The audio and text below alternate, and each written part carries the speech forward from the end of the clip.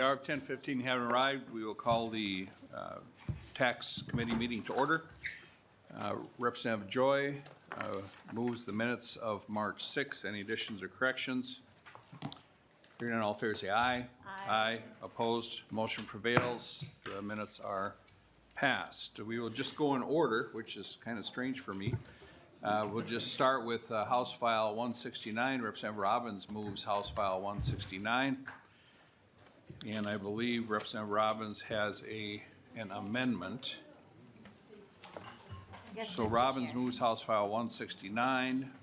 Is the A1 amendment yours? Yes, Madam Mr. Chair? Chair. Okay, could you just let us know what that does? Yes, members, this is a technical correction to the bill. When we first drafted the bill, I inadvertently didn't realize that sports-themed tip boards were already exempt from the section, and so we just have to make a technical correction because they weren't getting taxed under the net receipts, and when we wiped out the whole net receipts section, it inadvertently would have taxed the sports-themed tip boards at the flat rate when the intention is to, they weren't originally taxed, so we don't want to add a tax to them. So, any questions to the H0169A1 Authors Amendment? All in favor say aye. Aye. Opposed? Motion prevails. Now we have the bill in the shape the author would like the bill. So two-year bill, Representative Robbins. Yes, thank you, Mr. Chair and members. This has been a long journey for the charities in our district.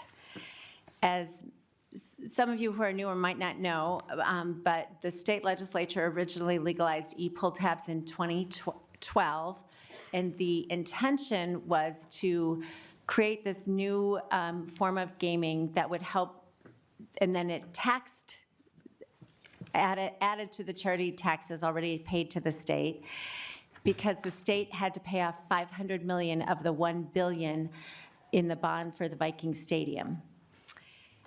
E-pull tabs were incredibly popular, and so popular that the state was making a lot of money, and we were able to pay the stadium bond off more quickly than anticipated. And rather than allowing that system of gaming to continue, and now charities that their taxes were not having to go to pay off the bond, it would have freed up more money for charities in our community. They took away the e-pull tab gaming in 2023 session. And so now that number one source of revenue, 96% of all charitable gaming members is from e-pull tabs in the state, or pull tabs. I have the number here somewhere. And so rather than let that continue and charities reap the benefit, that was taken away, and effective January 1, 2025, the open all e-pull tabs are now illegal. And so this giant source of revenue for our charities is taken away. We pulled the rug out from under them once the stadium was paid off, but we didn't do anything to change the taxes. So net receipts, just to level set for anyone who doesn't know, right now, charities pay on combined net receipts for receipts not more than $87,500, 8% tax to the state general fund. If it's between $87,500 and $122,500, they pay 17% to the general fund. Up to $157,500, it's 25% goes to the general fund. And anything they make over $157,500 is a 33.5% tax on our charities to the general fund. We are making money for the state on the backs of our charities, and this has been going on for a really long time, members. And before I was a legislator, I didn't know this. I thought when you played these charitable games, the money stayed in your community. I had no idea until I got here. This was a huge moneymaker for the state. And our communities need this money.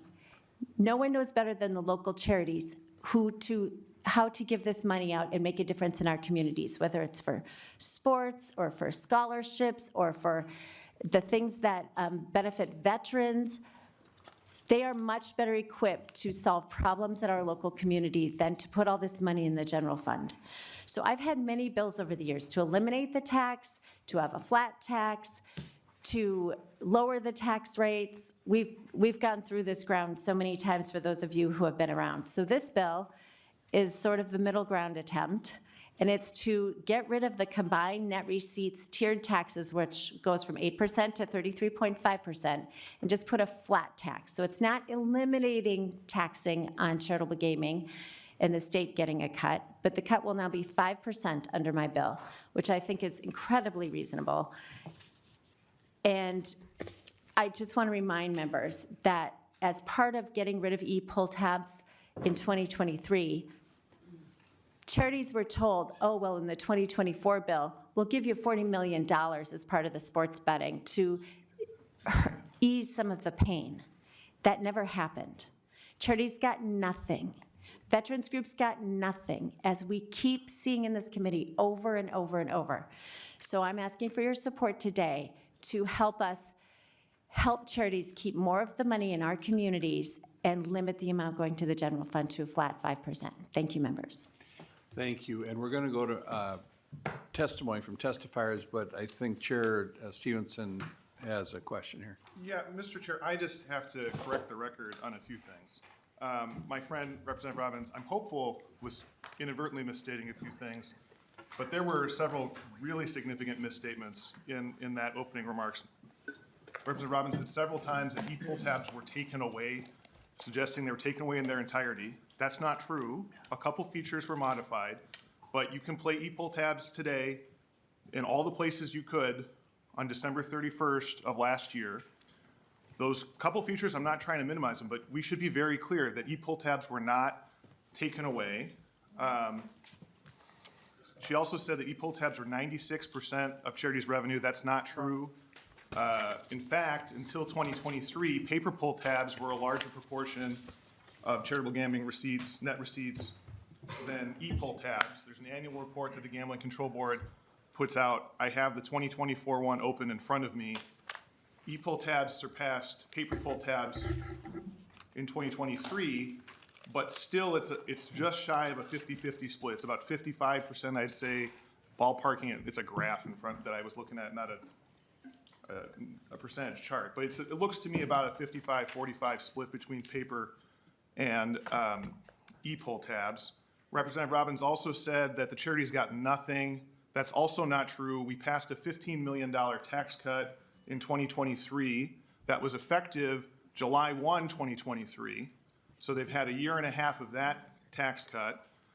July 1, 2024, we capped developer fees, which was another significant savings to the charities, millions of dollars worth of savings. I did support additional tax cuts for charities, so I'm not saying that there shouldn't be more tax cuts, but I think it's important that we get the record correct. We also do have the preliminary numbers for January of 2024, the first month under these new regulations, and the decline in e-pull tab revenue was about 10%. So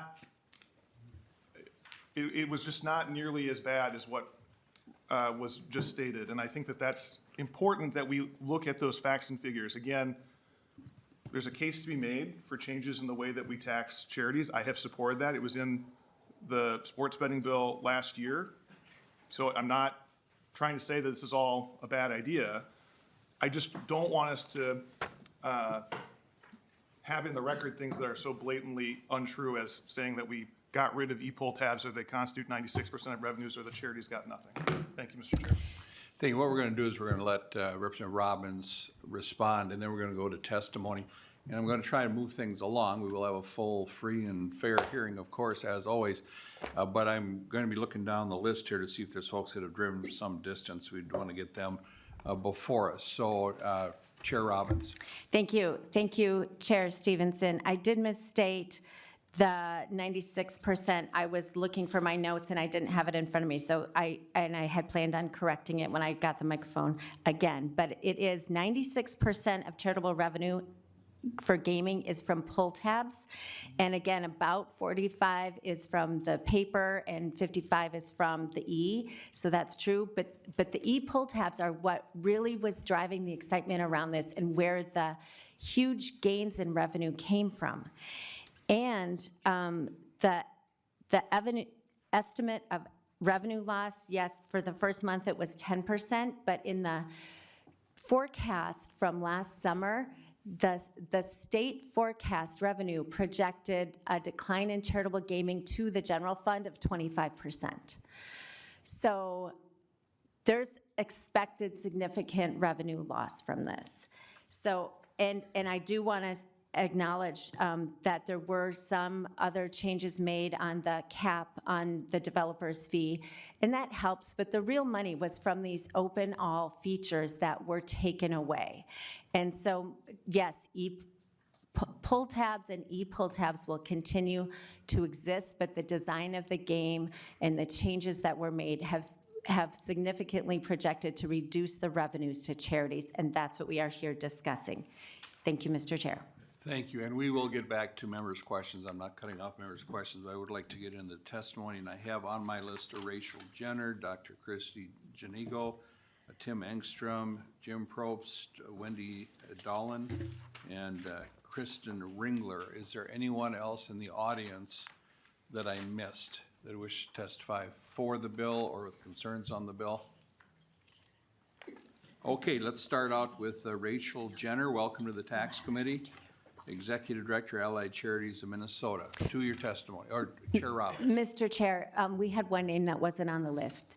Heidi Zwartsky. She's with the Northeast Minneapolis Lions Community Foundation. And you think you can just come up and be first? No, sorry, I'm No, Rachel she's Jenner. Rachel Jenner. She's just mentioning that someone was not listed in your list. Oh, you're not Heidi. I'm No. not Heidi, no, I'm We Rachel. must have order. Yes, thank you. So I who's appreciate this that. Heidi we're talking about? Yes, Heidi Zwartsky, I believe, was missing from the list. Heidi Zwarski? Yes, With who? Northeast Minneapolis Lions Community Foundation. Okay, and we will put Heidi on the list here. Appreciate it. And I thought, Rachel, you being Heidi, we were being quite bold. But, That would be correct. yes, okay.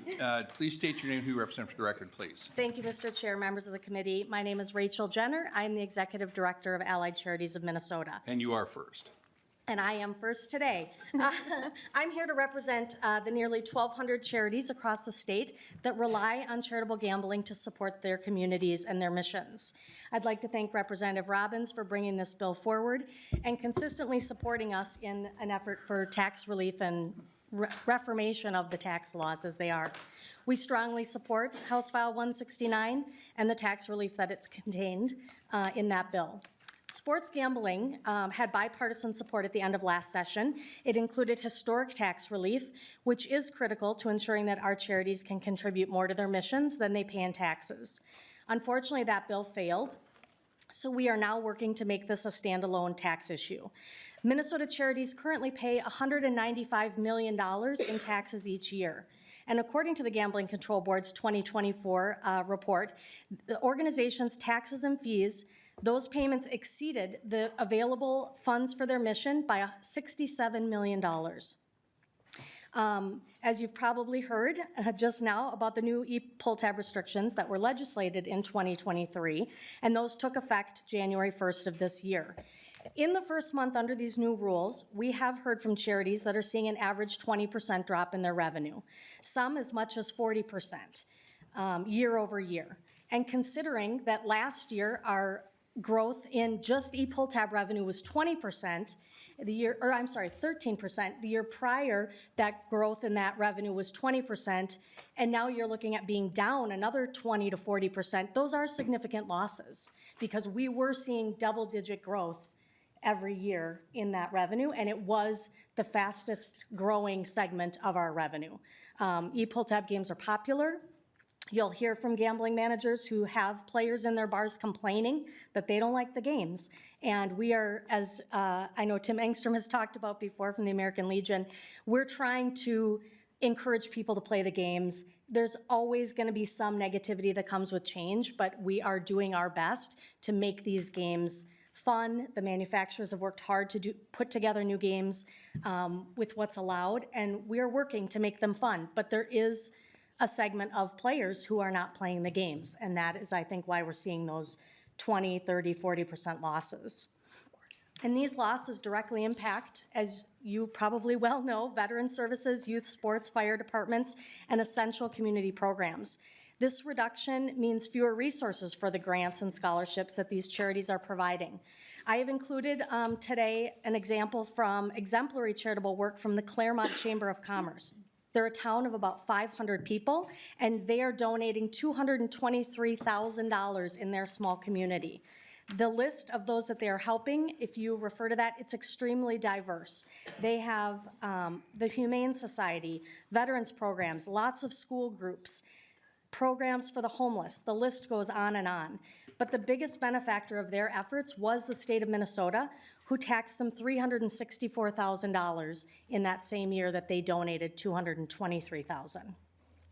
And I have said before, and I'll continue to say, the call that I get the most from charities in Minnesota is, when will the legislature change our taxes and reduce our taxes and stop taxing us to death? Minnesota ranks #1 in the nation for charitable gambling, demonstrating its importance to our local communities. Our tax rates in Minnesota are 4 times higher than any other state in the nation. The 5% flat tax would simplify tax reporting. It would make it a lot easier for these charities to budget versus progressive rates when they're going through the year and want to make sure that they understand where they're going to end up and how much they need to donate so that they don't pay federal tax. They have to get that money donated by the end of the year, so a flat tax would be much appreciated for how it would simplify their reporting and their budgeting. And it would return funds, obviously, to local communities to enhance their ability to serve, and most importantly, taxes would no longer be our biggest expense. So we urge you to support Representative Robbins' bill and tax reduction for Minnesota charities so that they can do their great work all across our state. Thank you. Any questions for Ms. Jenner? Chair Gomez? Thank you, Mr. Chair. So thank you, Ms. Jenner. I'm just curious about, because this is something that happened a lot in 2023. As some of you remember, I was the chair of the tax committee at that time when we made the changes to e-pull tabs. And people came and said there will be a 20 to 80% revenue loss because of these changes. And you just cited 20, 30, 40% losses. What we've seen is that the actual numbers that are from the Gambling Control Board, which are based on measured outcomes, are saying 9 or 10%. So I'm curious, where does the 20, 30, 40% losses come from? And, you know, further, just sort of like want people to know that when you cite inaccurate numbers repeatedly, then, you know, there are questions about your testimony. And so I'm curious about where they come from. Thank you. Ms. Jenner? Thank you. Yes, so what I'm speaking to are individual charities that have contacted us and seeing their numbers. The industry as a whole, the Gambling Control Board reported January was down 13%, to be exact, as an industry. There are organizations who are obviously down less than 20% in order to get to that industry-wide 13. But I have organizations who have sent me their numbers, and they're down 38%, 30%. I had a bar owner call me recently and say, "What's going on? My rent check dropped in half." His rent at that site was down 40%, and that speaks to the players, right? Players at different sites have different opinions about the games. Some are continuing to play, some are not, and that's leading to different results for different organizations. Chair Gomez? Thank you. Thank you. Representative Hewitt, and then we'll go to the next witness. Thank you, Mr. Representative Chair. Hewitt. And really quick, Ms. Jenner, just curious, and I know there's going to be other testifiers that might be able to answer this better, but is this an effect of our economy possibly? Are the door numbers up for food and stuff in these places, but they're just not gambling? Is there any, I mean, we're trying to look at every finger here. Can you tell me if door numbers are down or receipts are down for food and alcohol? Ms. Jenner? Thank you. I unfortunately do not know on the bars side whether or not they're seeing losses. Again, I think ideally we would have more time and see how this plays out over a longer period, because obviously 1 month is a very tight window to look at. I think we need to get, a quarter, 2 quarters into this year, then we'll have better data on, whether or not this is a lasting loss or, how it's gonna play out. Thank you, Mr. Chair. Representative Hewitt. Okay, thank you very much. Ms. Jenner, we'll go to Dr. Christie. Help me with the last name. Janigo. Janigo. That easy. That easy, okay. Welcome, committee. Please state who you represent, your name and who you represent for the record, please. Yes, Mr. Chair. My name is Dr. Christy Janigo, and I'm a third-generation Army veteran.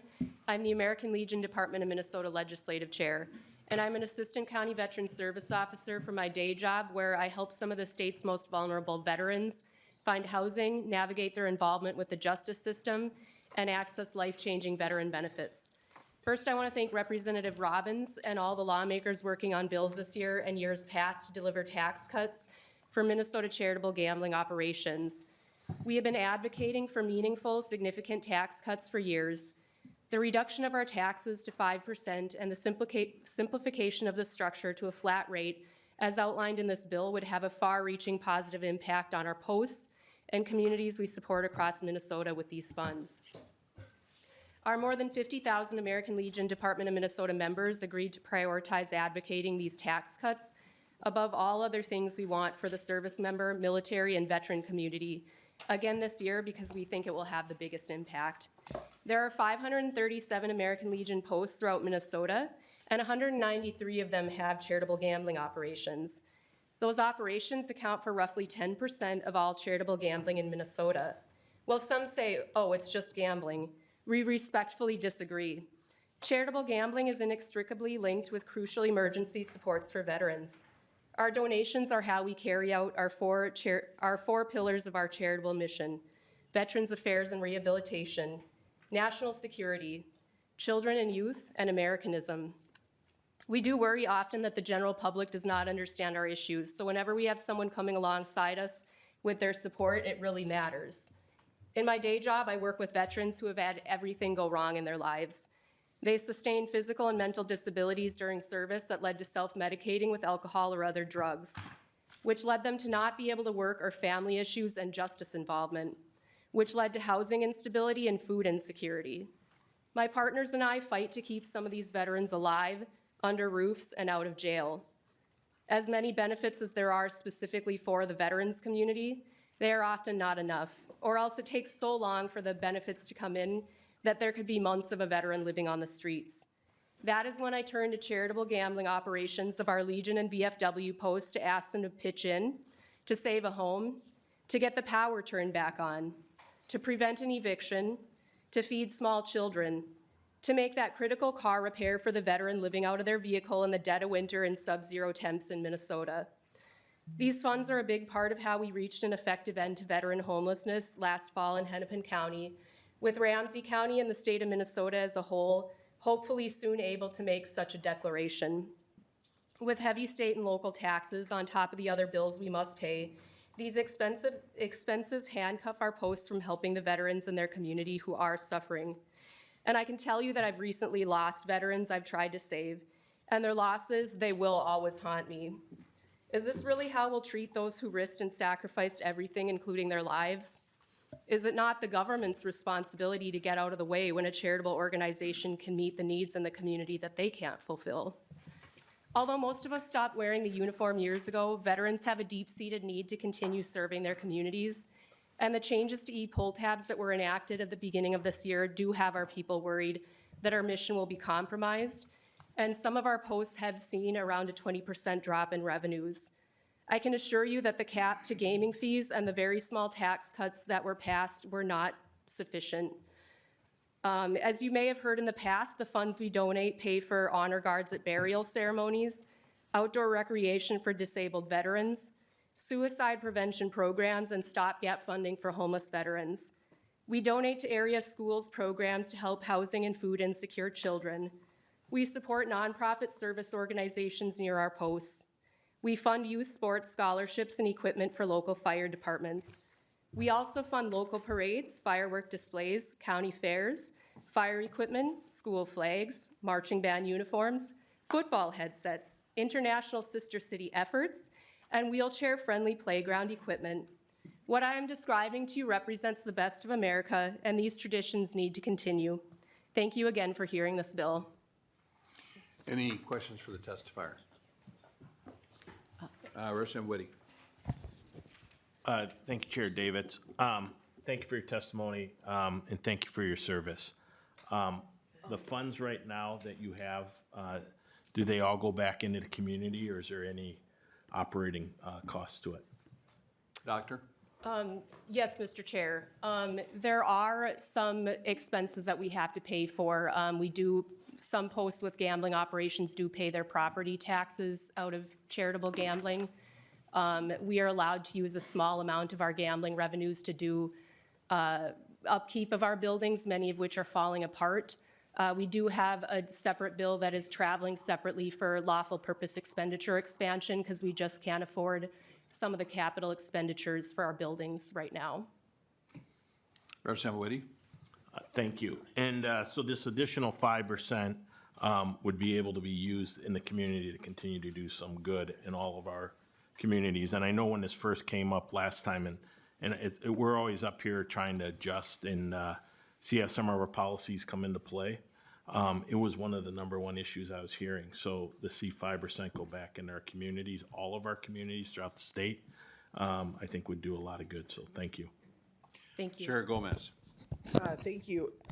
Just on that point that Representative Whitty just asked about administration, I'm wondering if you can just run through, how much of the proceeds from gambling do you spend on administration, rent, buying games, salaries, that kind of thing, and those things are all allowed uses, I believe, of the proceeds. And so if you could just flesh out what those uses are and give us an idea of, how much of the proceeds from the gambling go to those operational, kind of administrative and overhead and personnel costs, please. Doctor? Mr. Chair, Representative Gomez, I'd like to defer that question to the next testifier, who's the gambling manager of the Bloomington Post, one of our largest charitable gambling operations for Legion Posts. Is that okay? Okay. Thank you. Okay, let's go on to Mr. Tim Engstrom. Please state your name and who you represent for the record, please, sir. I'm Tim Engstrom. I'm the gambling manager for American Legion Post 550. And may I answer that question, Chairman? Certainly, certainly. The state has a star rating system that will help, anyone looking at it tell how much of the proceeds go toward of the money that's left over for donations that go toward the charities and the rest that goes toward administration. So if you have a 5-star rating, then you have more than 50% of that money going toward the public interests, like nonprofits or schools or whatever. And then if you have a 4-star rating, that would be 40%. If you have a 3-star rating, it's 30%. And so the lower the rating, you can kind of tell how much of the charity is putting toward the good. My post has a 5-star rating. Some of the posts, if there was a 6 or 7-star rating, they would have that. So you can kind of tell the ratio by the star rating.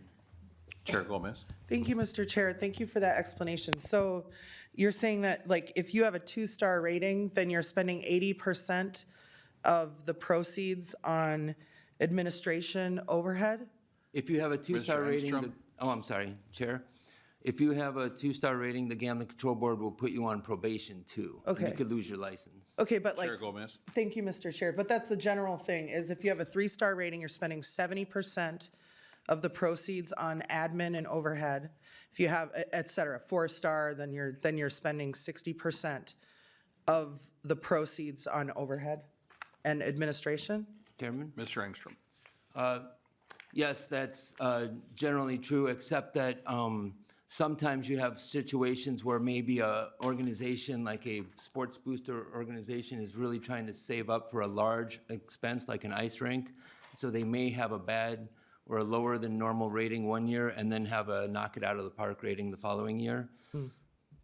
So I've seen that happen, like at the Albert Lee Civic Center. Thank you. Chair Thank you, Gomez. Mr. Chair, and I appreciate that answer, just as we are, you know, in a lot of different parts of the legislature right now, talking about nonprofit organizations that receive government benefits and what the administrative costs of running those organizations are and what the kind of overhead is when there is a contribution from the public. So I appreciate that, Mr. Chair, and thank you so much for your answer. Thank you, Chair Gomez. Ms. Mr. Engstrom, to your testimony. Yes, thank you, Chairman. I too like to correct the record. Back in 2023, the open all button was, received the sunshine of the committee process as we debated it the entire session. But the two other items that were taken away from ETABs were the free plays and bonus games. And that legislation was inserted at the end of the session in the cloak of darkness, which, as you guys will agree, this is not how we should pass laws in Minnesota. Let's do it in the open, the way we were supposed to do it. So if you know me, you know I'm a longtime journalist, and I believe in sunshine. So the Minnesota taxes charitable gambling starting at 8.5%, but as the months go by, it soon climbs up to its top rate of 33.5% of cumulative net receipts. This means the money after the prizes are awarded, that's what net receipts are. Some states call it adjusted gross revenue. So, some cities even charge an additional 10%. So nearly half of your money is going toward government purposes, and a lot of these charitable organizations are doing things as volunteers. So we're essentially taxing volunteer labor. People who hear about other states are surprised at how astronomically high Minnesota is. Other states typically only tax enough to cover the burden of the regulatory agency. North Dakota is around 1%, and it slightly changes about depending on how much it costs to regulate gambling. Kentucky is a tiny fraction of 1%. New Hampshire is 7% on bingo, and $15 for every $3,500 made in paper pull tabs, which works out to less than 0.5%. Mississippi charges 1% for bingo and 2.4% on e-pull tabs. Virginia has various rates for different kinds of charitable gambling, but most of them are at 0.75%. In Ohio, the rules change from city to city or county to county, but after looking at city ordinances, and I looked at quite a few, it appears that local jurisdictions rarely tax the revenue from charitable gambling at all, probably because cities, counties, schools, and local nonprofits benefit from the donations. In Washington state, the state calculates each group's gambling receipts on various types of games and uses it to determine an annual licensing fee up to a cap figure. So instead of a tax, it's a fee. Pull tabs are calculated at 1.515% with a cap of $16,000 annually. Bingo is at 0.488% with a cap of $17,600. Cities and counties may collect a tax on pull tabs of up to 10%, and for bingo, 5%. In Ellensburg, for example, the city charges 1%. Ellensburg is the home of Central Washington University, you may know. New York charges 3% on all forms of charitable gambling except pull tabs, where the rate is 5%. New York! Alaska is at 3% and handles it all through distributors. Indiana only sends a rental rate, but doesn't tax charitable gambling. Louisiana has a state fee of $75 with state laws, but it is taxed and supervised at the city or parish level. Baton Rouge, for instance, taxes it at 1.5% to cover the cost of supervision. I don't have this in my written testimony, but they even have one of the categories that you're allowed to donate to is for the purposes of Mardi Gras. So, Pennsylvania. Mr. Engstrom, could you just maybe sum it up, saying I like will. we're really high? Okay, yes. We're really high. Pennsylvania, they have no taxes, but basically, they do have taxes on a for-profit tax. The taverns can do for-profit gambling, but for the clubs that are nonprofit clubs, they don't tax them, but they are required to spend 60% on public interest, and the other 40% the charity can use for their purposes. So, in summary, I'll just say Minnesota Charities could do so much more for our communities if you only let us. Please support House File 169, and thank you. And thank you very much for your testimony. And folks that are testifying, if you could take your speech, cut it in about half. Because we're going to try and get some of these bills done today. At the rate we're going, we will only be on this one and not have it finished. So, any questions for Mr. Engstrom? Any questions? Yes. Any questions? Okay, thank you very much. Thank Let's you. go to Jim Probst. And hit your points, hit them hard, and then we need to move on because the way this is going.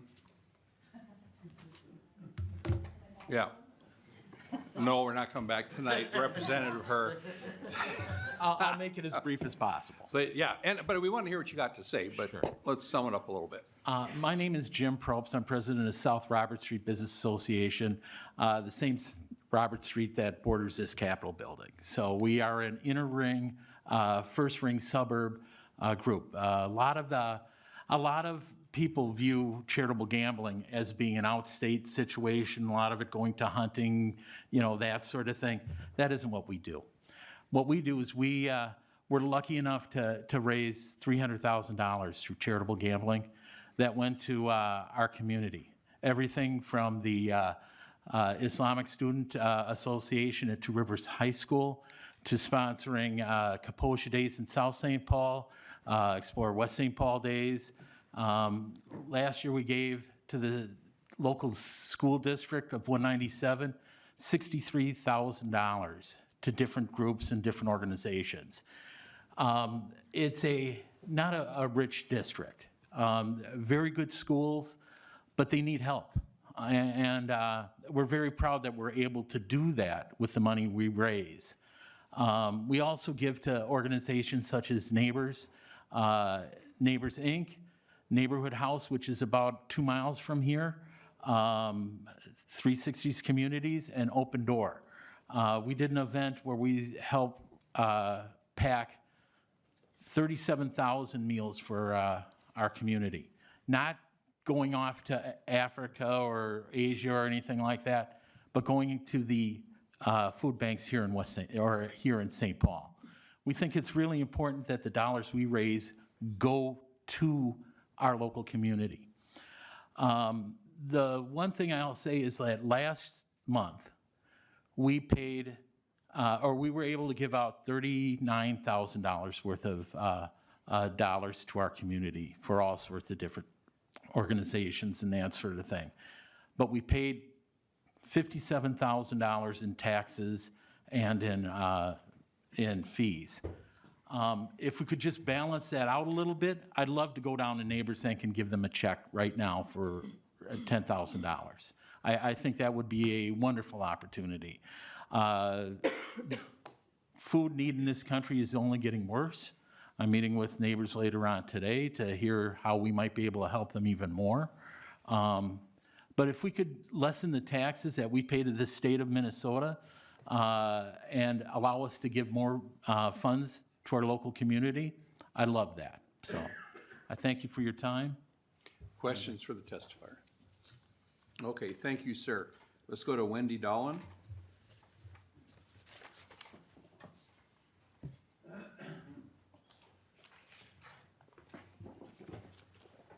Please state your name and who represent for the record, please. Hi, good morning. My name is Wendy Dolan. I'm with the Ham Lake Lions Club in Ham Lake, Minnesota. I've got Ms. Ringler here. She's next on your list. We supported her family as Ham Lake Lions. Her young adult daughter lives with a disorder with no known cure and spends the majority of her time in a wheelchair. So we were able to help cover the cost of a modified bicycle that gives her daughter and her caregivers a way to enjoy the outdoors with no wheelchair transfers necessary or other bulky equipment needed. We used our charitable gambling funds in order to pay for this, and without charitable gambling funds, we wouldn't have been able to help her family. In order to keep doing things like this, we need tax relief, and we need it as quickly as possible. The changes that were made to the electronic games in early January are already significantly impacting our ability to give back to our community. We are unfortunately one of the organizations that took roughly a 40% hit year to date, looking year over year. And in being in the bar and hearing conversations with customers saying that the new games are terrible and just outright refusing to play them anymore is really frustrating. It's also really frustrating that every month my organization pays more to the state in taxes than we have to give back and donate to our community. It's also important to add that what we do in our community as a Lions Club it's so much bigger than just one modified bicycle for one family. The donations that we're giving, we're helping to end homelessness. We're partnering with other organizations, helping individuals with disabilities. We're protecting victims of domestic violence. We donate to our food shelves, our local schools, scholarships, youth sports, churches, the list goes on and on. So again, we're asking for this tax relief right now so that we can keep supporting all these great causes that are so near and dear to our hearts and our community. Thank you. Thank you for your testimony. Questions for the testifier? And Kristen, you're Yes, next. thank you, Chair. I'm Kristen Ringler. I'm Olivia's mom. And, sorry.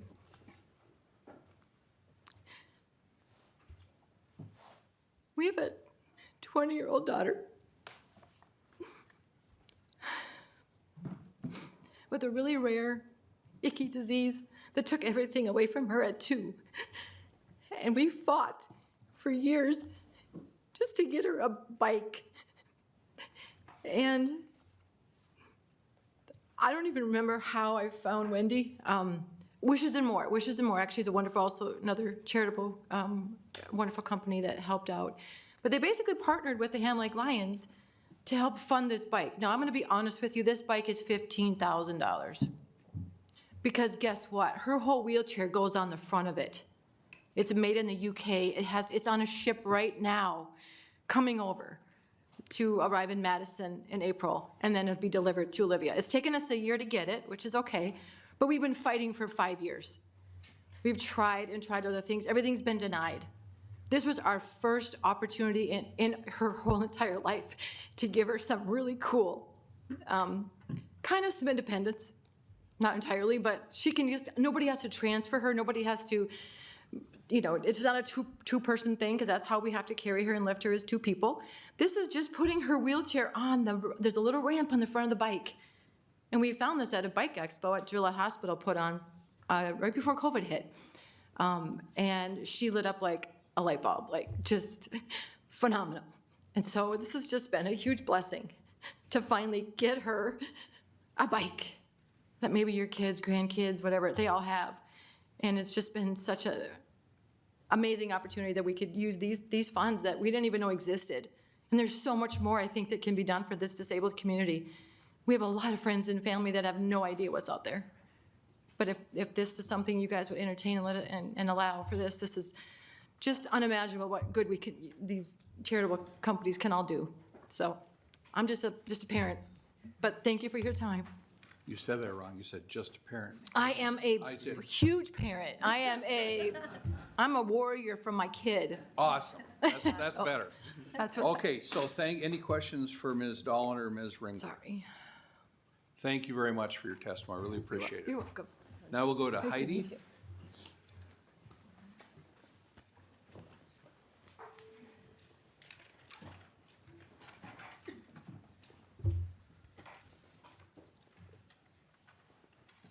Please state your name and who you represent for the record, please. Good morning, I'm Heidi Zaworski with the Northeast Minneapolis Community Foundation. Welcome to the committee. Thank you. Today I stand before you with a heavy heart, speaking on behalf of the Minnesota charities that are suffocating under the overwhelming tax rate, nearly double that of any business corporation in Minnesota. But you already know all of that. What you may not fully grasp is how the requests for funds raised by charitable gaming have dramatically changed over the past decade. Our requests used to be for help for parades, festivals, lunches for teachers, wonderful and honorable cause, no doubt. However, today, charities are filling critical voids for essential services and needs. In the past, we provided packages for homeless youth filled with beef sticks, cheese, snacks, hand warmers, and socks.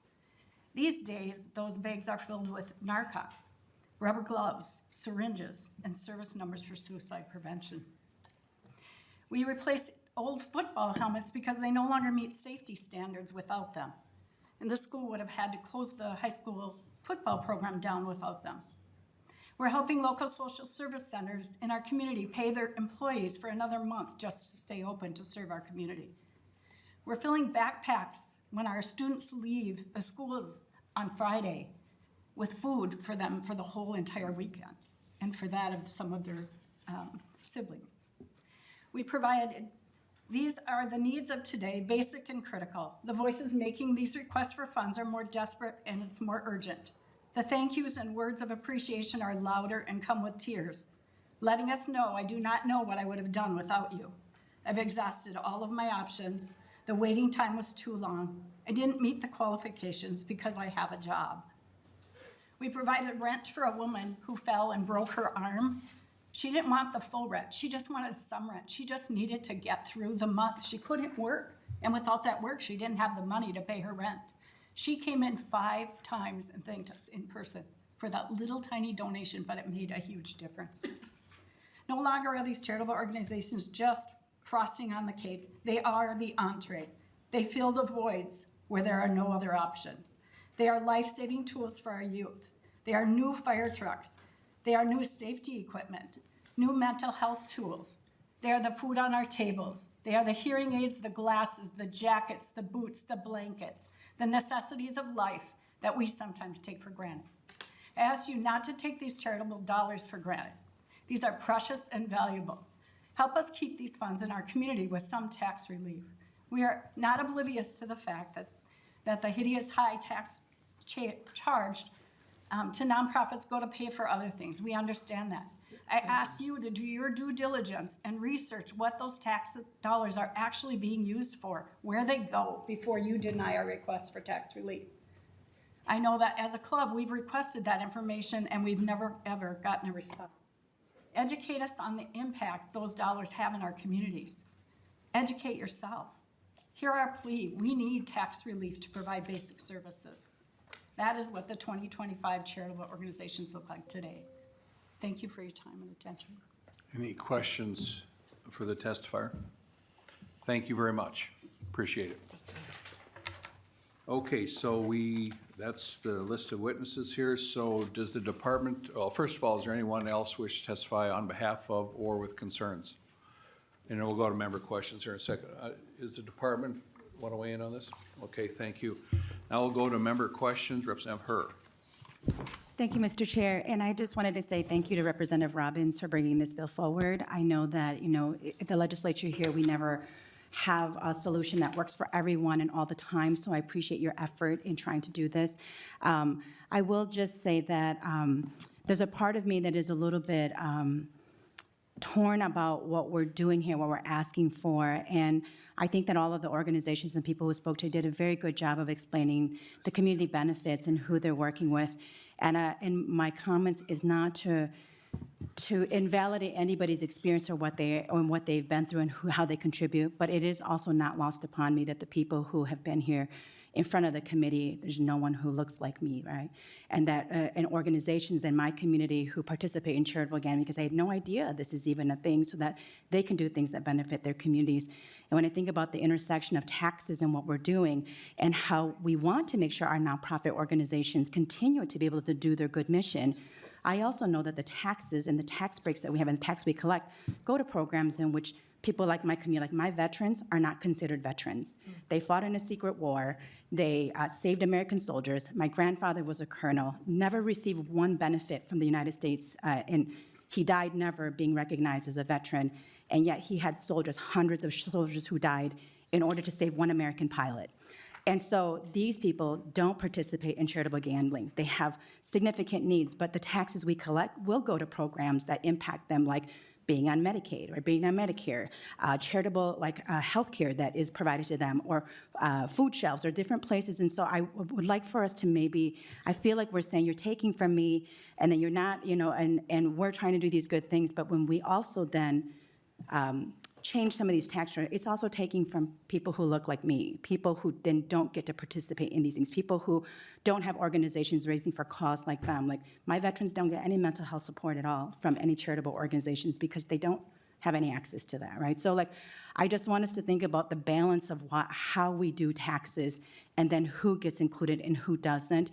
And I'm not saying this is wrong, I'm not saying this isn't a good bill, I'm just asking us to maybe think about that and who doesn't get to participate in these types of organizations. And while we were in this committee, I actually texted a number of our Hmong nonprofit organizations that serve our veterans and serve different groups, and none of them had ever even heard of charitable gambling. And so like when we ask ourselves, well, who's missing? And we always say, well, people should ask if they don't know. If you don't know, you don't know to ask, right? And so I just wanted to put that out there for us to sort of think about that, because when I think about people using charitable, funds to build hockey rinks, which I'm not saying is wrong, but yet my veteran can't get any support in housing, like I think like, well, the other ways in which the taxes are collected are going to those types of people that don't participate in this. So that was a really long kind of comment, but I just wanted to put that out there as we as we think about how all of the ways taxes sort of intersect with each other and who they're helping and who they don't help. Thank you, Mr. Chair. Thank you, Representative Herr. Any other questions from members? I'll go to Chair Gomez. Thank you, Mr. Chair, and thanks Representative Robbins for bringing this bill in front of us. And thank you to everybody who came today and testified. And, thank you for sharing some of the good work that you're able to do in communities across the state with the proceeds from charitable gambling. We appreciate just hearing more about your work. I just wanted to mention, because the last testifier said that they've requested to know what it is that their taxes pay for, the taxes that they pay, and that they've never received a response to that. And so this is a bill that, if it was implemented as it's brought forward, would reduce tax collections by $300 million in each biennium in the budget window. And, that's a significant amount of money any way you slice it. And it goes into the general fund. And the general fund pays for the things that Minnesotans need from their government, which are significant, especially, veteran populations and especially people who are aging, as we see that those are, the expenses associated with caring for people with disabilities and people who are aging are the most, kind of the part of our budget that's increasing the most quickly. And we, as you probably know, are looking down, a big mismatch between our revenues and our program costs in the out biennium. And a lot of those program costs are for people with disabilities and elders. So if you're wondering where this money goes to, it goes mostly to health and human services costs, which are disproportionately for people with disabilities and elders. The other place that our general fund, the second kind of significant pot is E12 education. So it goes to our kids, goes to make sure that every student across the state has access to education, and that every elder and every person with disabilities who's eligible has access to the services that they need. And so, I think it's important for us when we're talking about a bill that is $300 million per biennium, and we're looking down a deficit already, that we do talk about what these dollars buy. And the other thing that was brought up repeatedly was veteran homelessness. And as you may know, I chaired a committee on homelessness in the 21 and 22 session. And if you do not know about the work of the Minnesota Department of Veterans Affairs on homelessness with veterans in Minnesota, please learn about it. It's actually the model for how we end homelessness for everybody. But it's very costly. And the way that it works is that it's significant ongoing rental assistance and services, including substance use disorder services, mental health care, and physical health care for veterans. It comes with a significant cost to the general fund. A significant cost to the general fund, and it's worth it. It's worth it. But every effort that we make to narrow the tax base, which is what this is, every effort we make to cut taxes for what may be very worthy causes, right? Cuts into services for seniors across our state, services for people with disabilities, our schools' ability to, to meet their obligations to our students across the state. And critically, again, please check out what we have done in Hennepin County on veteran homelessness. But it cannot be achieved. It cannot be achieved by these kinds of efforts. It just can't.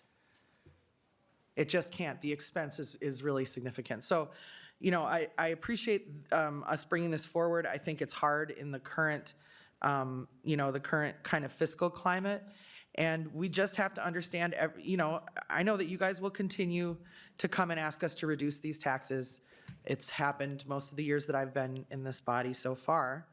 But we've got to keep in mind what our taxes buy when we talk about reducing taxes and narrowing the tax base in a permanent way. We have to look at what's driving expenses in our state. So thank you, Mr. Chair. Thank you, Chair Gomez. You wrap it up to your bill as amended, Chair Robbins. Thank you, Mr. Chair and members, for the great discussion. I want to particularly thank our testifiers. I really appreciate you all taking time to come here today and share the incredible work that is going on through charities in all of our communities.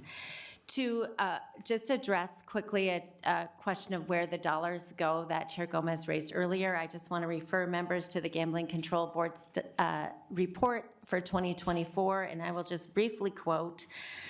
They have a donut-shaped chart showing all the different categories, end quote. 18% was spent on mission-related expenditures, while 1.5% remained and was carried over for future mission-related expenses. The biggest bite of the donut was state, federal, and local taxes, 28%, while license and regulatory fees were 1%. The largest amount that charities in our state are using their charitable revenue for is to pay state taxes. That is backwards, members. You have heard all of the incredible work that's going on in our communities. And who knows better than the individual families and the individual communities what the needs are? That's where community happens. That's where connection happens. So members, I am not asking that we completely eliminate the charitable gaming tax. I'm asking that we reduce it. The fact that over any receipts over $157,000 is taxed by the state at 33.5% is unconscionable. We saw the family where Olivia's mom was talking about. She's applied for a program. She's been told to wait in line. The state plays an important role, but the state can't meet all the needs. The state has huge waiting lists. They have eligibility requirements. Families are desperate. Homeless veterans, as Dr. Janigo testified, we have a great record on dealing with homeless veterans. I agree, Chair Gomez. And Dr. Janigo works for the Veteran Department, working on veteran homeless issues. But yet the charity she supports, my ICU Maple Grove Legion, they fill the gap because the state cannot be all things to all people every time, and that's where local communities meet the needs. We need to reduce this tax so our charities have more of their own money to spend in our communities, every single community around this state, to meet these needs and build the relationships, members, the community relationships that is the strength of our communities. So I ask for your support. And I just have to say one more thing. I'm sorry, I was not going to do it, but I got to. So the comment was made that these bills are around every year. They are around every year. And now the excuse is that we're in a deficit, and we are in a deficit. But when we had an $18 billion surplus, there was still no relief for veterans. There was still no relief for charities. And now the excuse is we can't afford it. And members, we can't keep making excuses. We need to find a way to help our charities. Thank you. Thank you. Representative Robbins renews her motion that House File 169 as amended be laid over for possible inclusion in the omnibus tax bill. Thank you, Chair Robbins. Item next, House File 195, Representative Bennett. If you could please come to the table here, please. No amendments on this one.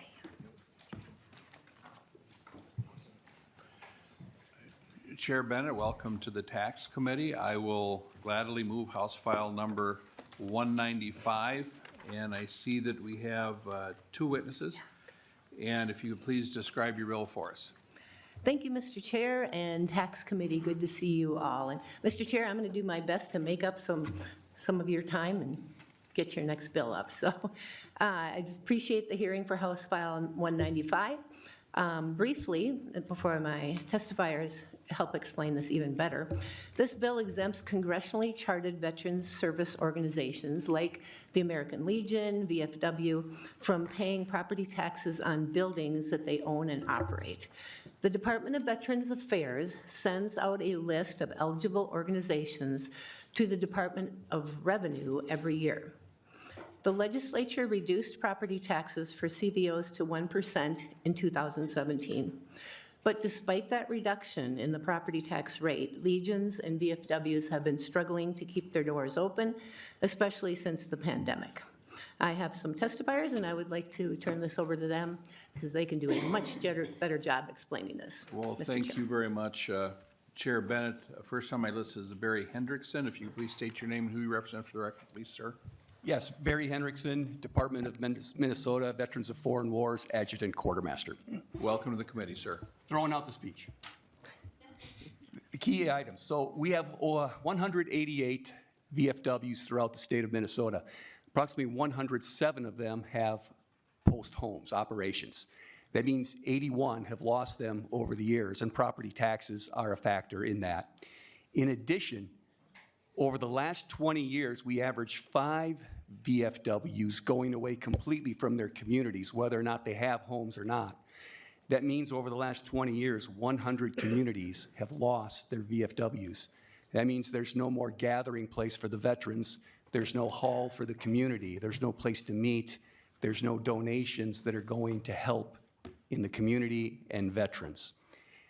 Tax relief obviously would be very important. Myself, as the adjutant, I see all the reports that come in on donations. It is amazing the work that we are doing. But with tax relief, we could do more and we can save our VFWs. As quartermaster, I see the financial reports, the audits. They are struggling. As we know, there are struggles out there, and our VFWs are struggling.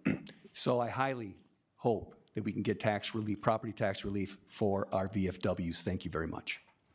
And thank you, sir. I need to go to House Research here just a second because Mr. Engstrom has some great testimony as far as how different areas, states, cities do things on the last bill. How many, maybe it's Mr. Swanson or Ms. Hagler, how many states do not charge veterans organizations any property tax at all? Mr. Swanson? Mr. Chair and members, I don't have that number off the top of my head, but I do have some information on that, and I can send that to the committee. Okay. I mean, there are some states, Mr. Swanson, that don't charge anything for veterans, right? It's probably, Mr. Chair, but I should double check. If you could state your name, who you represent for the record, I'd like to know how many states don't charge any property tax on VFWs. Chairman, I'm Tim Engstrom with Bloomington American Legion Post 550. I don't have a specific answer, but I know that when we go to national conventions, we bump into states like Pennsylvania and Texas, and I think Indiana and maybe some others. And there could be more, but many of the other states don't charge property taxes on post homes. They treat it the same as a 501c3 building. Okay. So. Thank you, sir. Thank you. Okay, you're up next. Yes, Mr. Chair. My name is Dr. Christy Janigo, and I'm the American Legion Department of Minnesota Legislative Chair. We hope this year is the year where congressionally chartered veteran service organizations will finally see the elimination of property taxes for our buildings. Our posts would benefit from the passage of this bill immediately because it lifts the financial burdens. The Arcade Phelan American Legion Post 577 in St. Paul is a post that has struggled with its property tax burden. It has faced setbacks with the condition of its building that have been recently covered in the Star Tribune and the Pioneer Press, and is at risk of losing its building. The Anoka American Legion Post 102 is another. Last year, the Anoka Post paid nearly $15,000 for property taxes. Nearby Post Champlain and Ham Lake have turned in their charters, and the Anoka Post has been experienced in increased requests for financial support from these neighboring suburbs. Post 102's ability to serve these increasing needs is limited by its tax burden. And my own post, Osseo Maple Grove, Post 172, has recently had to accommodate a new tax, the 10% tax imposed by the city of Osseo, which has caused us financial difficulties. Many 501c3 nonprofit organizations receive property tax exemptions after qualifying through their county assessor. Veteran service organizations often have other designations such as 501c4 and 501c19.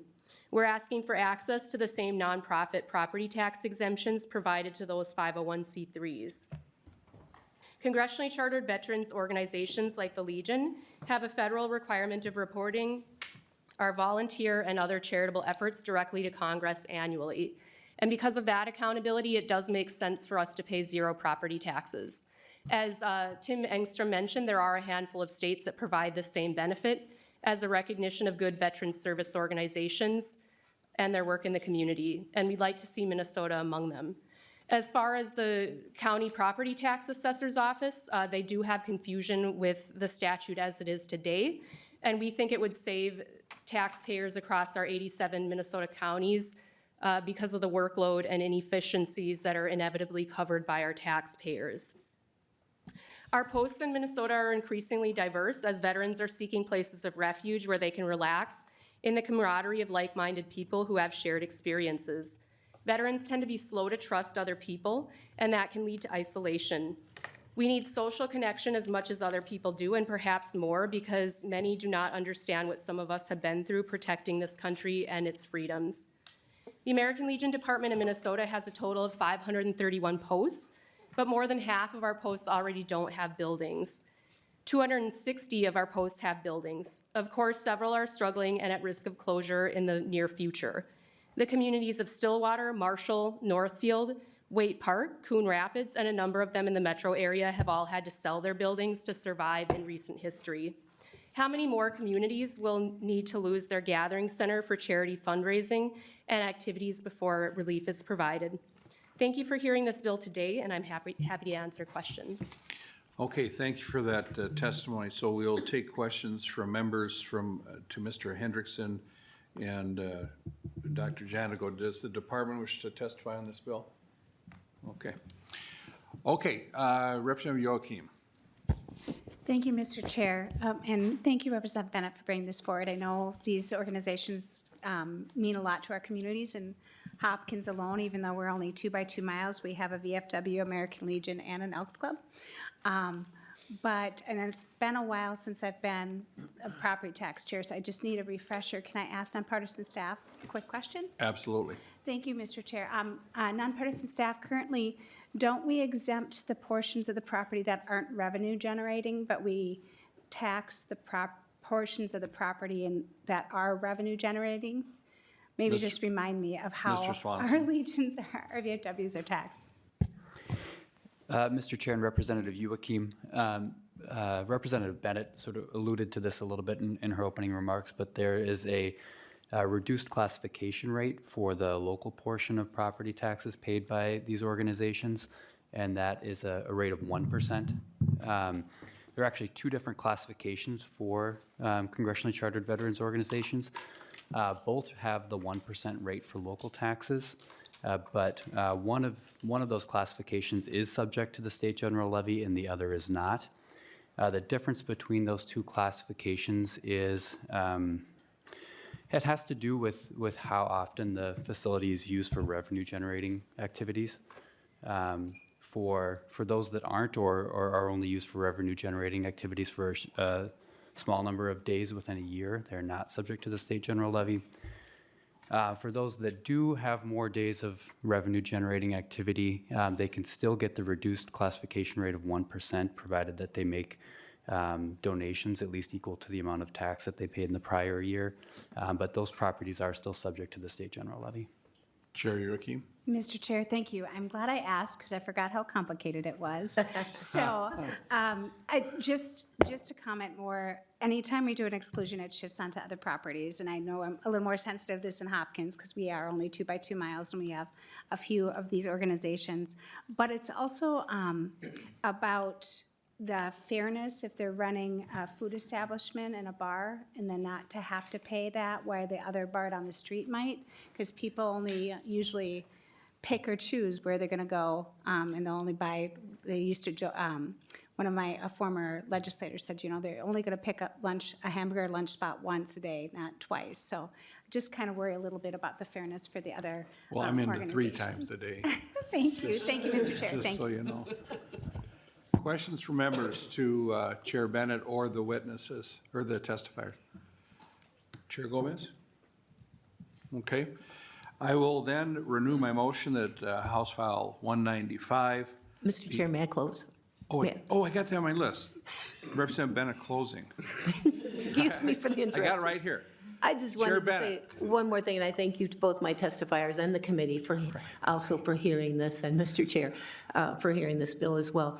I just want to mention, in my local community of Albert Lee, I've been to our American Legion quite often, and the VFW there as well. And then around to some of the other little communities, Minnesota Lake, Glenville, Alden. These community, these VFWs and American Legions are for the veterans, but they're also really a community center. Matter of fact, I went to Minnesota Lake this last summer, I believe it was, because the local volunteer fire department was having a pork chop feed to raise funds, and they used the American Legion there. So these are used for many, many purposes.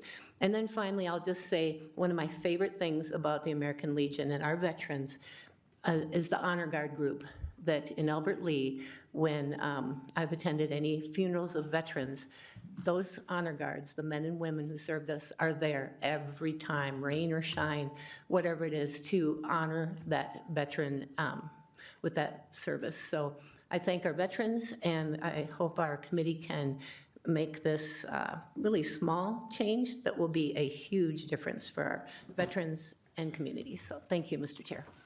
Thank you, Chair Bennett.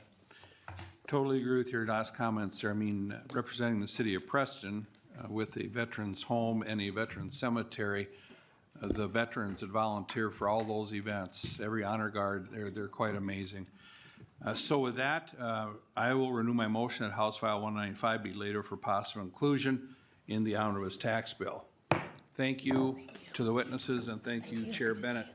Let's go to House File 194, Representative Knudsen.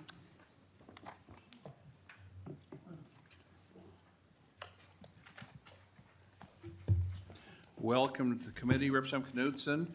I will move House File 194, so it's before the committee. Please present your bill. And do we have any testifiers? No, okay. Yep. We do? Oh, John Ulrich. John Ulrich here? Do you want to join Representative Knudsen, please?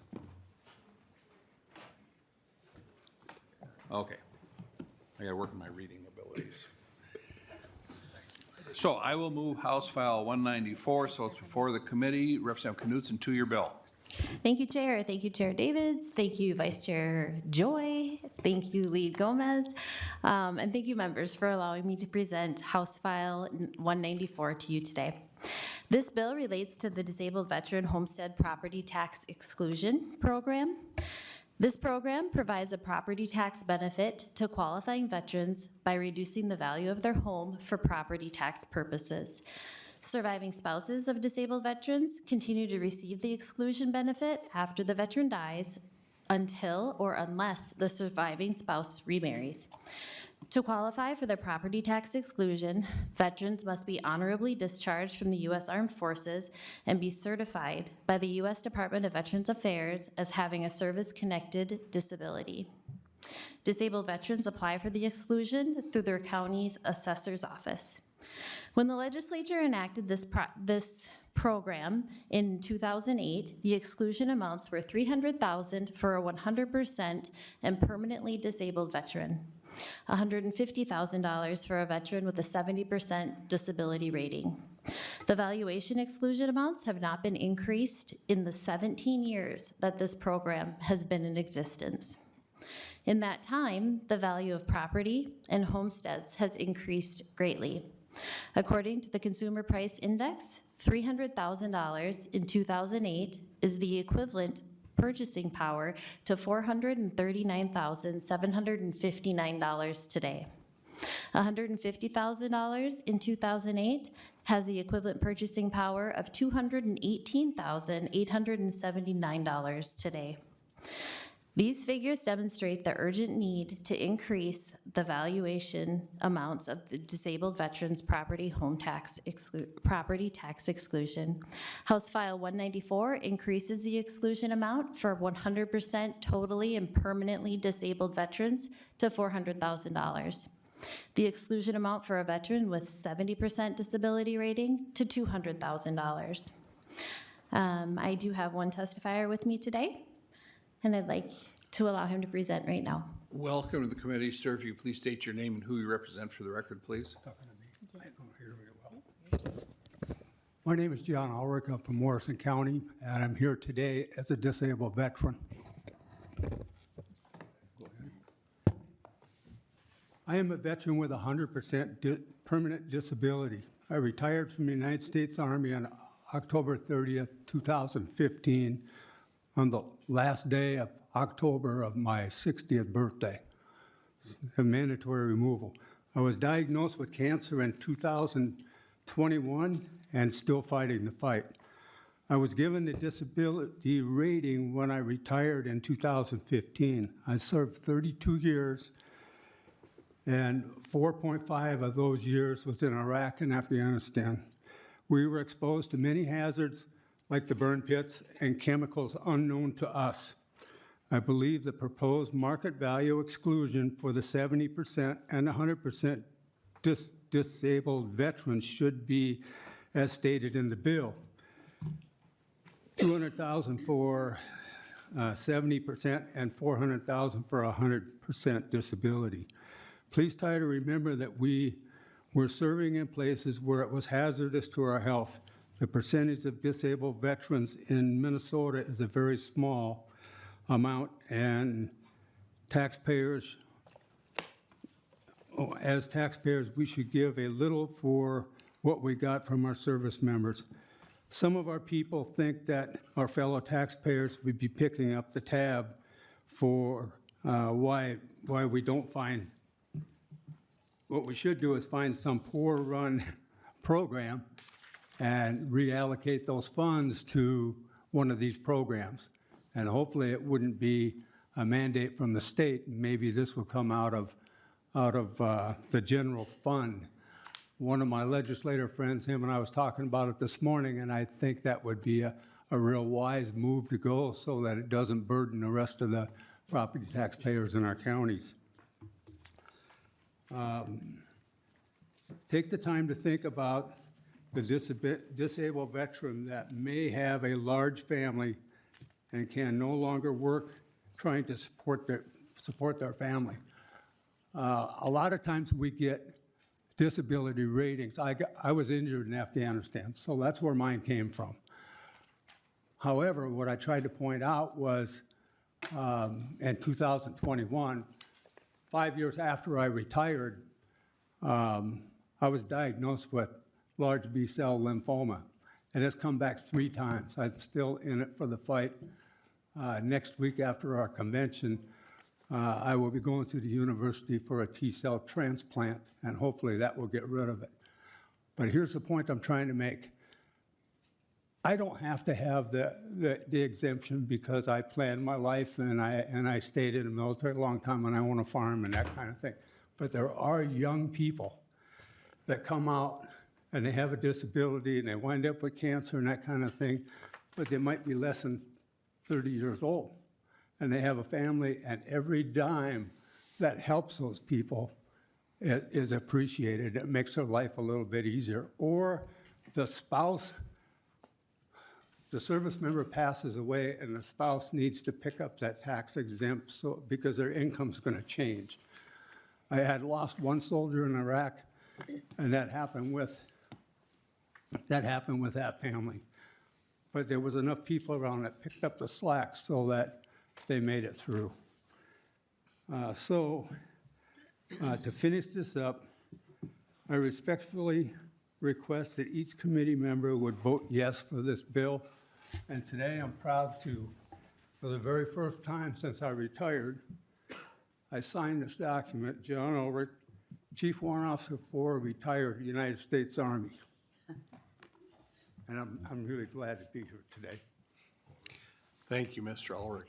Questions, Representative Hewitt? Mr. Chair, more of a statement here. Some of you know, some of you don't know, that my dad was 100% from World War II. As a family member, you know, I had 7 other siblings. What we lived with and how things went and how this affected the family was great. And it was during the 70s that a lot of these programs weren't implemented yet. As we all know, the mistakes we made with our vets in the 70s. I mean, another story, my brother died in Vietnam. And so I think that these programs are really, like the testifier was saying, is that, you know, let's give these families some room to breathe, because that's what we needed in many cases with my father, who was in and out of the VA hospital and up in St. Cloud, and you know, all that played on the family. And so this is one thing little we can do, as well as when the person is deceased. That didn't happen in our case, but that this can transfer to living spouses and stuff like that. I thank the country for doing this. I thank the state for doing this, but I think we need to extend it. So thank you, Mr. Chair, for the leniency. Thank you, Representative. Representative Robbins. Thank you, Mr. Chair. Thank you, Representative Knudsen, and to your testifier, thank you for your service. Thank you for being here, and we all wish you the best. I was just doing my job. Thank you, Mr. Ulrich. Members, I just want to remind us all of how the floor debate went on the House tax bill last year. I believe at the time, this was an amendment offered on the floor, and at first, Chair Gomez did not support it, and Representative Newton, who retired after last session, made an impassioned speech about the importance of this for our veterans and how it hasn't been updated in so many years. And there was a beautiful bipartisan moment where Chair Gomez went and shook Representative Newton's hand, and we had a unanimous vote supporting this on the House floor last year. And then, who knows how, in that debacle at the end of session, that language that was in the House bill was not in the final mess that passed that last night of session. So we had unanimous support for this last year on the House floor, and I hope that we can do it again, Mr. Chair. Thank you. Okay. Anyone else from the audience which testify on behalf of or with concerns on this bill? And the department, you're fine? Yeah. Okay, with that, any other member questions? Representative Knudsen, or Chair Gomez? Representative Knudsen? Sure. Thank you, Chair. Thank you, Kristen. You basically just summed up my closing. Last year, we did pass this unanimously on the House floor as an amendment to the tax bill. This is long overdue. This is the least we can do for the people that have given everything to serve and protect our country. I am very hopeful that this year is the year. Our veterans are waiting and they're watching. So thank you. Thank you, Representative Knudsen, and thank you to your witness. Hillman, where is Hillman? Do you know where Hillman is? Little Falls. By what? East of Little Falls. East of Little Falls? Yeah, Okay, okay. Thank you, Mr. Ulrich. Thank you, Representative Knudsen. I'll renew my motion that House File 194 be later for possible inclusion in the omnibus tax bill. Item next, Representative Norris.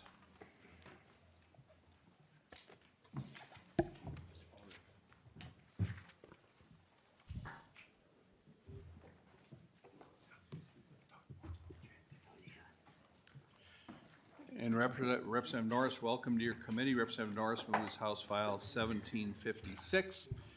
Is there an amendment? No amendments, okay. So we've got 2 witnesses here and a 2-year bill. Representative Norris, is there anyone else wish to testify on behalf of or with concerns on the bill? Does the department wish to weigh in at this time? Okay, thank you. It's the Welcome to your committee, sir. If you could please present your bill. You have moved House File 1756. Great. Thank you, Mr. Chair and members of the committee. And Mr. Chair, I appreciate the opportunity to have this bill heard. It's a little bit, slightly different version of the one that we just heard, but overall, the homestead market value exclusion for disabled veterans is really an important tool for us to help with the financial burdens that come along with service-connected disability, but also a way for us as Minnesotans to honor the sacrifice that these service members and veterans and their family members have made on behalf of our state and on behalf of our country.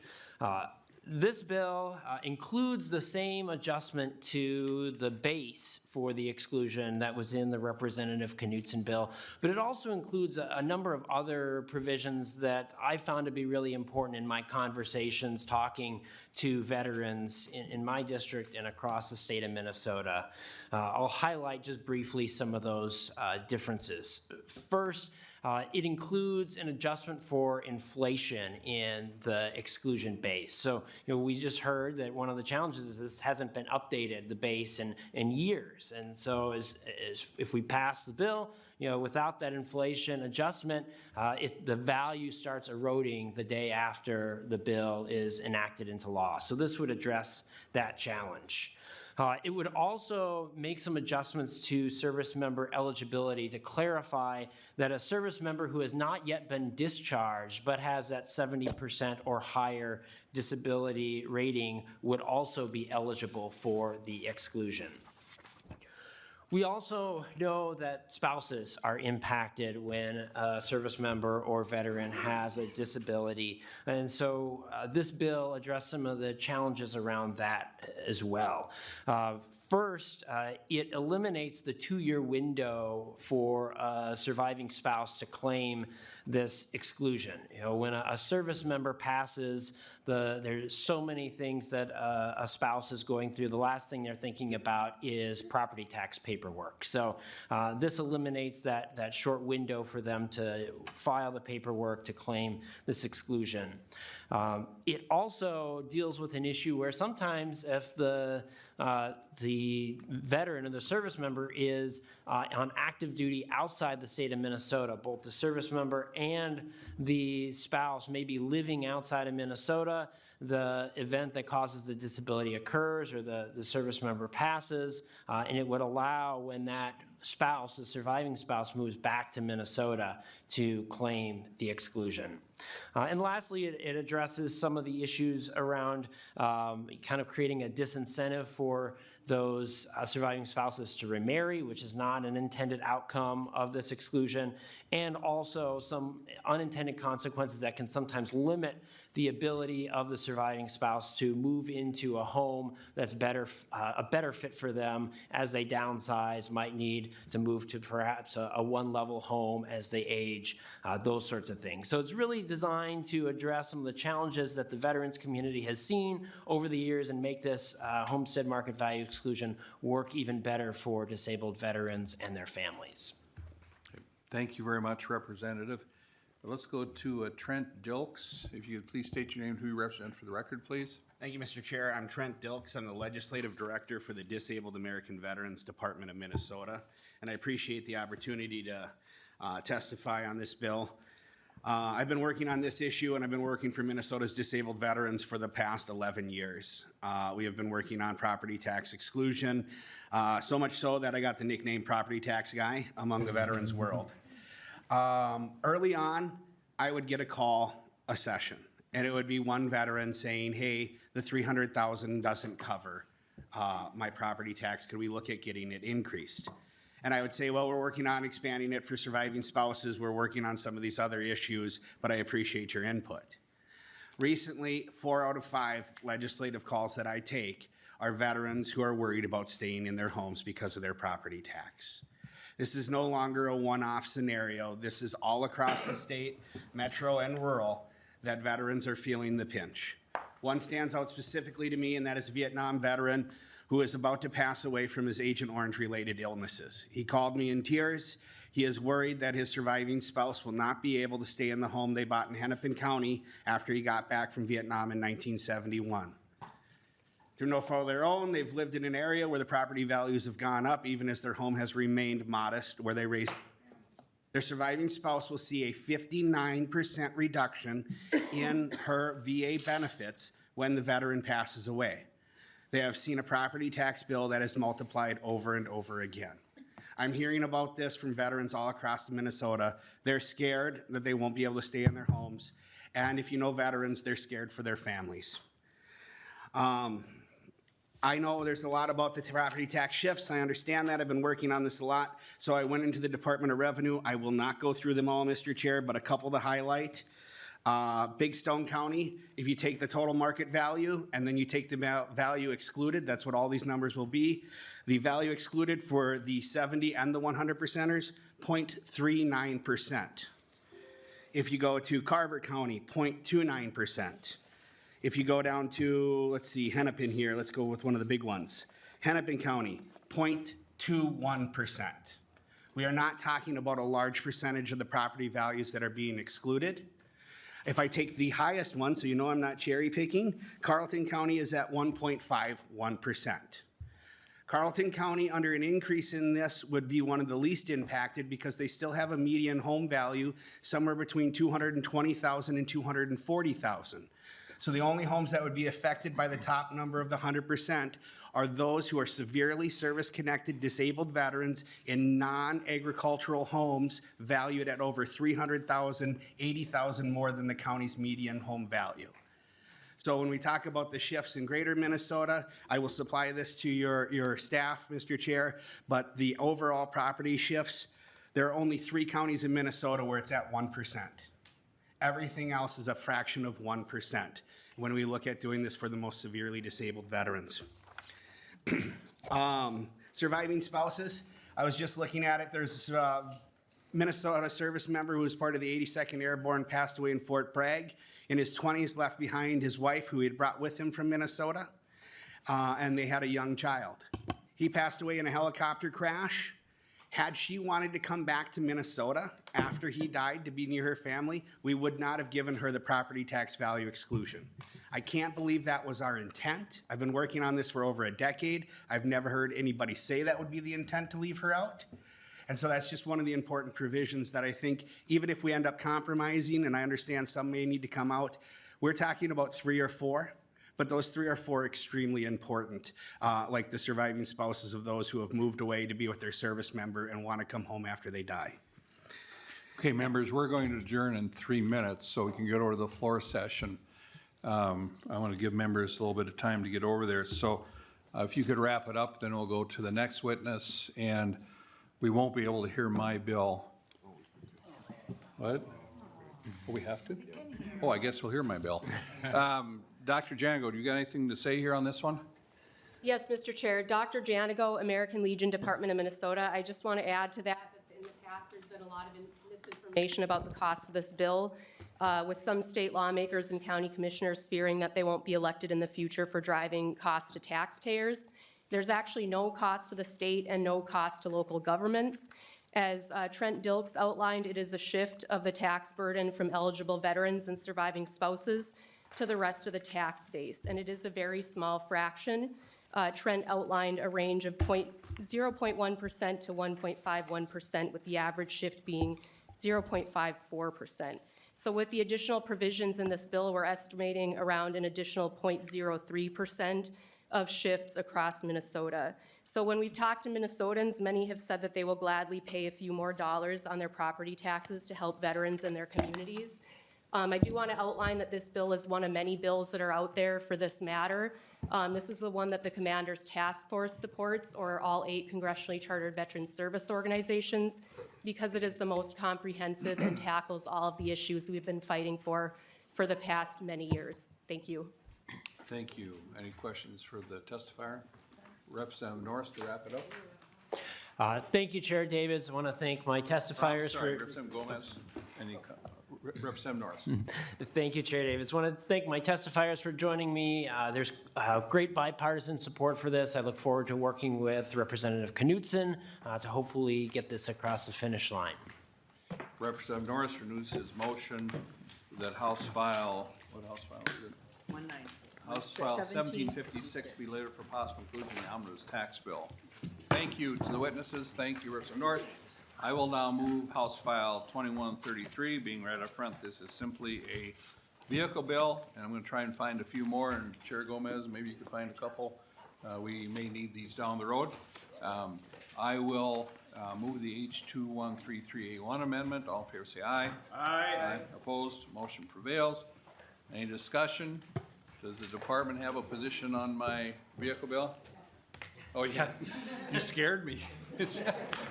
Okay, so, any member questions? I'll renew my motion that House File 2133 as amended be sent to the General Register. All in favor say aye. Aye. Opposed? Motion prevails. Members, over to the House floor. Good government all the time. We are adjourned.